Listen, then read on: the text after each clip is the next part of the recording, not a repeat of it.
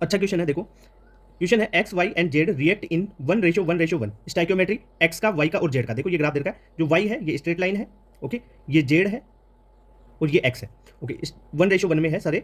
The concentration of X Y Z were found to be to vary with time, ठीक है, time के साथ very कर रही है कंसंट्रेशन और टाइम का ग्राफ दे रखा है figure below. Which of the following equilibrium reaction represent the correct variation of the concentration with time, ठीक है, आपको रिएक्शन बतानी है। सबसे पहले रिएक्शन बताओगे तो आप ये देखो कि कौन सा रिएक्टेंट है, कौन सा प्रोडक्ट है, ओके, ये चीज देखो। साथ में आपको देखो गैसियस गैसियस फेज दे रखी है, एक सॉलिड फेज के बारे में भी दे रखा है। सॉलिड फेज है तो वो कंसंट्रेशन टाइम के साथ में उसकी तो चेंज होगी नहीं। अगर जहां पे कंसंट्रेशन टाइम के साथ चेंज नहीं होगी मतलब सॉलिड है, लिक्विड की और गैसियस फेज की चेंज होती है, सॉलिड की नहीं होती है। तो वाई देखो, जो वाई है उसकी कंसंट्रेशन फिक्स है सॉलिड, तो ये सॉलिड होगा क्योंकि कंसंट्रेशन टाइम के साथ चेंज नहीं कर रही, तो वाई होगा आपका सॉलिड, ठीक है।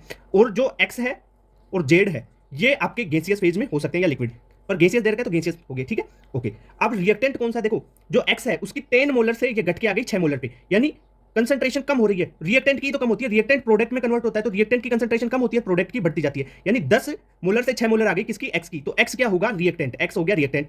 प्रोडक्ट कौन सा होगा, देखो 1 मोलर, ये जीरो से बढ़ के जेड कहां पे चला गया, 4 मोलर पे, ठीक है, तो 0 से 4 यानी बढ़ रही है, तो प्रोडक्ट की तो बढ़ती है, तो बढ़ रही है किसकी, जेड की बढ़ रही है, प्रोडक्ट होगा जेड। अब रिएक्शन लिख लो, रिएक्शन कैसे लिखोगे, रिएक्टेंट से प्रोडक्ट की ओर। रिएक्टेंट कौन सा है, पहले देखो रिएक्टेंट आपको दे रखा है एक्स, एक्स गैसियस प्लस आपका जो वाई है, वाई सॉलिड में होगा, solid Y solid, X gaseous plus Y solid से क्या फॉर्म हो रहा है, जेड गैसियस।